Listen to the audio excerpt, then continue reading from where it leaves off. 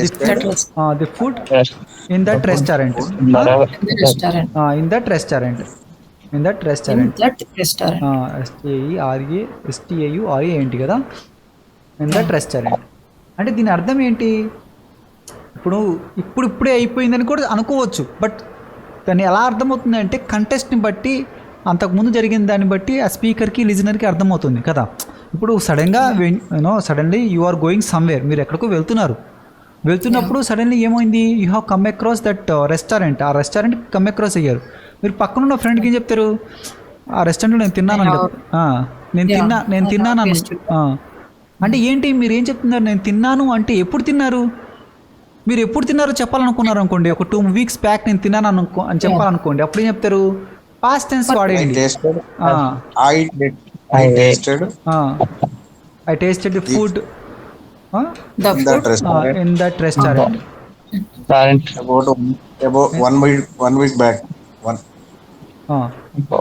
1 week ago or back అని చెప్పొచ్చు. 1 week ago అవసరం లేదా సార్? అవసరం లేదు మేడం. ఓకే, ఒక వారం క్రితం నేను తిన్నాను. ఇది ఏంటిది, మీరు ఏం చెప్తున్నారు అంటే ఆ టైంలో మీరు లేరు మేడం. సార్ చెప్పండి. అంటే మనం టైం మెన్షన్ చేసినప్పుడు హ్యావ్ అనేది యూజ్ చేయవలసిన అవసరం లేదు. అదొక విధంలో మనం అర్థం చేసుకునే విధానాలు ఇవన్నీ కదా. అంటే ఇవన్నీ మనం అర్థం చేసుకోవచ్చు ఆ విధంగా కూడా. అంటే టైం మెన్షన్ అంటే ఆ టైంలో మీరు నుంచుని లేరు కాబట్టి మీరు టైం అంటున్నారు, ఓకేనా? మీరు ఆ వీక్లో లేరు, ఒక వారం క్రితం నేను అంటే ఈ వారంలో ఉన్నారు, లాస్ట్ వారం ప్రీవియస్ వారంలో లేరు మీరు. అంటే అప్పుడు ఏమైపోయింది, అది ఫినిషెడ్ టైం అయిపోయింది. అందుకే ఫినిషెడ్ టైం వచ్చినప్పుడు పాస్ట్ టెన్స్ యూజ్ చేస్తారు. అన్ఫినిషెడ్ టైం అంటే ఏంటి, ఇదే వారంలో ఉండి ఇదే వారంలో మీరు తిన్నారనుకోండి, అప్పుడు కూడా మీరు చెప్పచ్చు. అంటే ఎక్స్పీరియన్స్, ఓకేనా? I don't want get confused. మళ్ళీ అంత డీప్గా తీసుకెళ్ళను నేను. చూడండి, మీరు ఎప్పుడు తిన్నారు అని మీరు చెప్పకుండా ఓన్లీ తిన్నాను అని చెప్పాలనుకోండి మేడం, ఏమవుతుంది? అది మీ ఎక్స్పీరియన్స్ అవుతుంది, అంతే కదా. నేను తిన్నాను, దాంట్లో నేను ఆ మూవీ చూశాను అంటాం కదా. ఎప్పుడు చూసారో అవసరం లేదు, నేను చూసా అంతే. That is your life experience. Are you getting my points? లేదు సార్, అర్థమవుతుందా? సార్ మీరు జాబ్లో జాయిన్ అయ్యారు సార్ ఆ కంపెనీలో, అంతే. ఆ కంపెనీలో నేను జాయిన్ అయ్యాను, లేదంటే వర్క్ చేశాను కదా. ఆ కంపెనీలో నేను వర్క్ చేశానని చెప్తారు, అంటే have worked in that company. అది ప్రెజెంట్ పర్ఫెక్ట్ చెప్తారు. చెప్పండి సార్. అంటే సార్ ఇప్పుడు మనం ఒక ఫ్రెండ్ తోటి చెప్తా ఉన్నాం, I tasted the food in that restaurant 1 week ago, but there is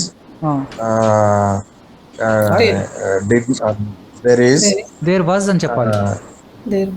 there was did not, ఏమంటారు సార్, మంచి టేస్టెడ్ ఫుడ్ ఉండదు. There was no taste.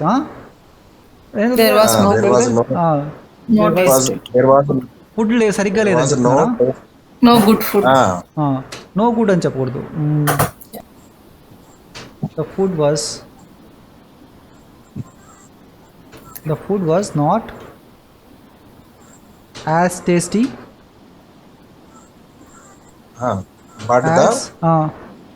Other restaurant. But the food రాలేదు సార్, అక్కడ ఫుడ్ రాలేదా? రాలేదు సార్.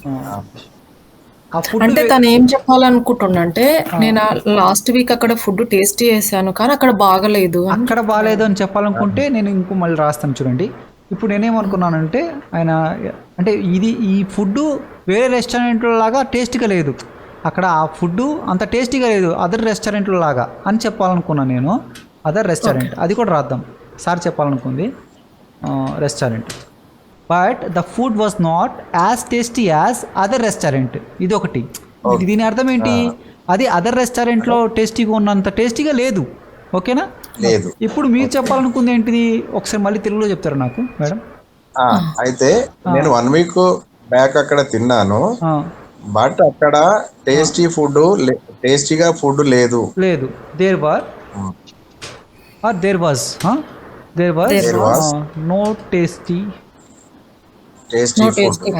టేస్టీ ఫుడ్ అని చెప్తే సరిపోతుంది.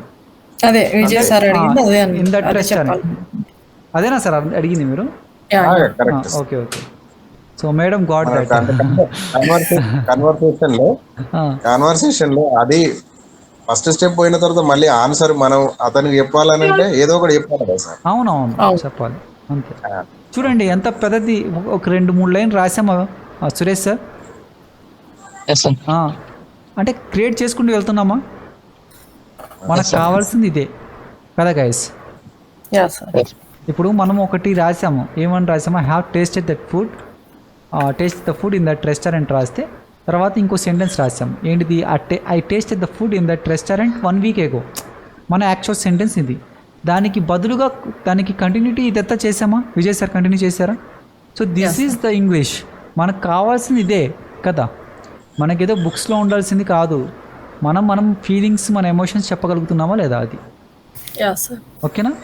As tasty as. అట్లే కంటిన్యూ చేద్దామా సార్?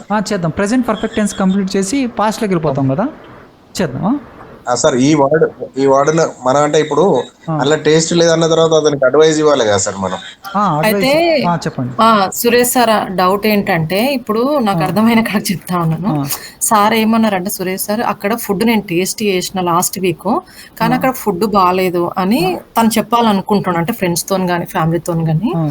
అయితే నేనేమనుకుంటున్నా అంటే, I taste it the food in that restaurant 1 week ago, but there was no tasty food in that restaurant. అదే సార్ అనుకుంటున్నా సురేష్ సార్. అదే విజయ్ సార్.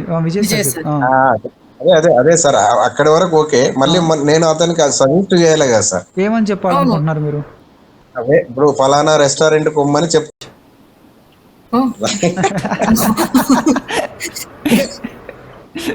సురేష్ సార్ చెప్పండి, మీరు చెప్పాలి ఇప్పుడు. I met him last week. I had met him, sir. Okay sir చెప్పండి. I had met him.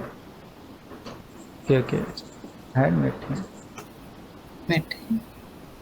This is also wrong English. Oh. You can teach me, sir. చెప్తాను. Suresh sir చెప్పట్లా. Suresh sir I have met. I have meet him. Met him. Met him. అంతేనా? Just now, sir. Just now. Okay. Just no was sir. Just రాదు, no వస్తుంది.